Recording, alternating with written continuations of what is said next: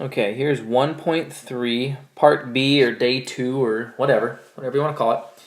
The similar theme here is that we're still finding the equations of lines.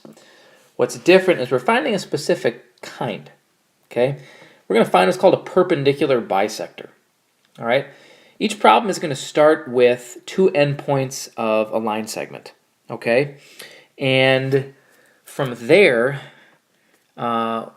we come up with the equation of the line that is both perpendicular to the line segment we're given to begin with and intersects that line at its midpoint.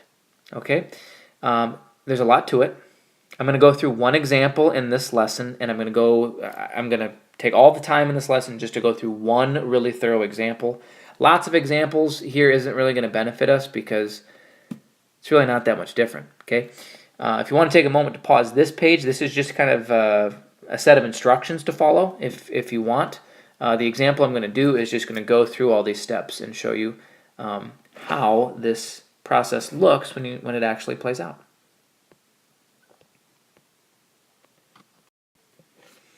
Okay, here we go. We have our 2 points, M and N. We have their coordinates, and we want to come up with the equation that is a perpendicular bisector to MN. All right. Now, really quick here, I'm just going to put the basic whereabouts of these points. Here's M, point -2, 3. Here's N at 4, -5.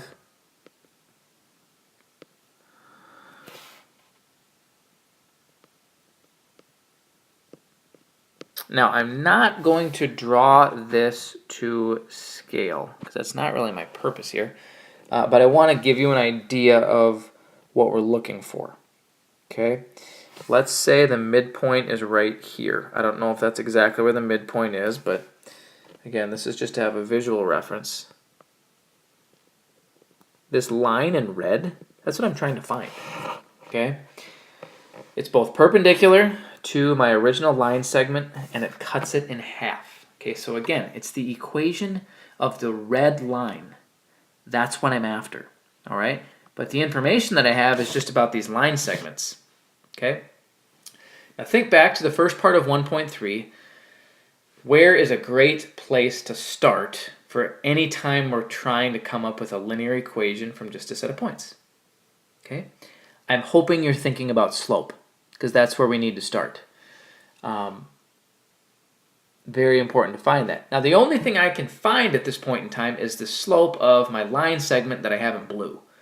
Because all I have is the 2 points that are the endpoints of that line segment. That's all I've got to work with, so that's what I need to use.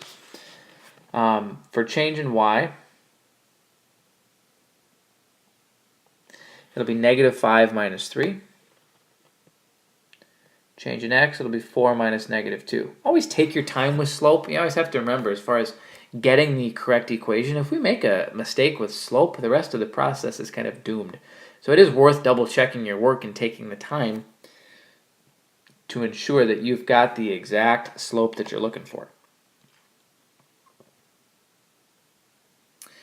And as you can see here, I am already off base, which I actually like that it gives you a chance to see that, you know, arithmetic mistakes while you're calculating slope can happen so easily. So easily. Okay. There I had -5, and I need to take -5 minus 3. I did -5 plus 3, and I put -2. Okay? I suppose that was a good example there for me to practice what I preach. I took my time. I double-checked it.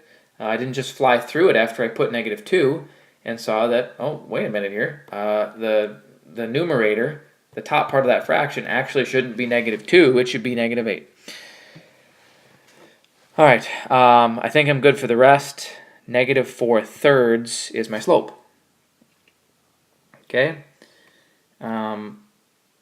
I'm actually going to jump over here in red because from this, I can determine what the slope is of the perpendicular bisector. Negative 4/3 is not the slope I want to use to find my equation. Okay? The line I'm finding the equation for is perpendicular to that blue line, so 3/4, okay, the negative reciprocal, that's the slope that I want to use. Okay? That's the slope I want to use. Now, I got the slope of my line, and that is a fantastic start. But I need a point. Okay? And what I know here is this point that it's going to intercept the blue line segment is the midpoint. So I'm going to switch back to blue, and I'm going to find the midpoint of that particular line. That would be negative 2 plus 4 divided by 2, and 3 plus negative 5 divided by 2. Okay? Simplifying this, I get, let's see here, 2 divided by 2, which is 1. 3 plus negative 5, that's negative 2 divided by 2 is negative 1.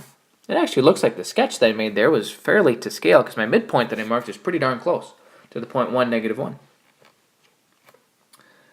Now for my perpendicular bisector, okay, I have its slope and I have a line that it goes through, which again is the midpoint of that line segment. Okay, at this point, it is no different than what I did in the first part of 1.3. I want to find the equation of the line that has a slope of 3/4 and goes through the point 1, negative 1. Okay? To get started, I'm going to go to point slope form, which would state that y plus 1 equals 3/4 times x minus 1. Okay? This is point slope form. It does not specify the form my answer needs to be in, which means I have to go to general form. And I distribute the 3/4 to get rid of the parentheses.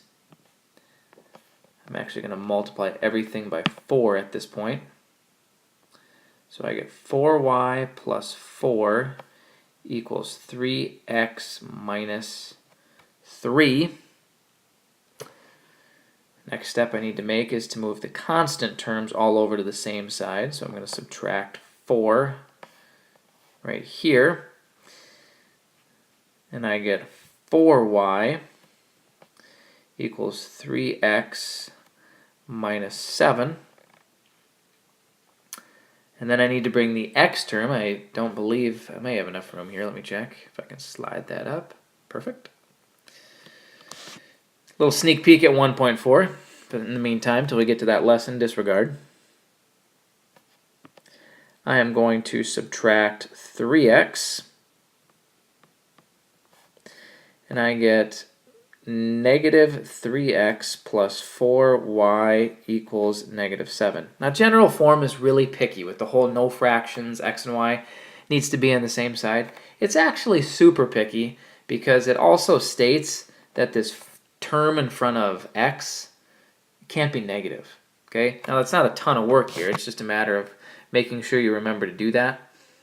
So for my final answer, I technically need to say 3x minus 4y equals 7.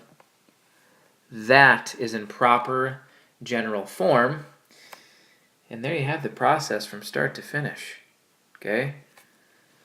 How to find the equation of a perpendicular bisector given the two endpoints of the line segment. Okay? Just to kind of recap here, find the slope of the line that you know. That gives you the slope of your perpendicular line. Then find the midpoint, okay, the point where this line is going to intercept the line segment right at that midpoint, which is marked on the graph. And from there, you use that slope of 3/4 and that point to start with point slope form and eventually work your way all the way to general form. All right? That's all we're going to cover. Just one look from start to finish, really, because I could go through more examples here, but the process is the same. You're not going to find anything that's any different. So I thought I'd take a little more time to go through one real slow and thorough. Okay, well, this is all for learning target 3 or section 3. And as always, if there's anything in here that wasn't clear, make note of it, and let's talk more in class.